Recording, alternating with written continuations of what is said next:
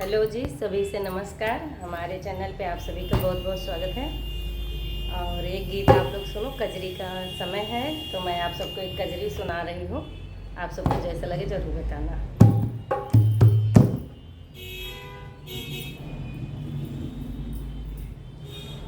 हास्य कजरी है। ये अपने पति से कहती है, अपने निदिया पे, अपने निदिया पे लगावल गाम पिया न चली है ऐसे काम पिया ना। अपने निदिया पे लगावल गाम पिया न चली है ऐसे काम पिया ना। ना चली है ऐसे काम पिया ना, ना चली है ऐसे काम पिया ना, ना चली है ऐसे काम पिया ना। अपने निदिया पे लगावल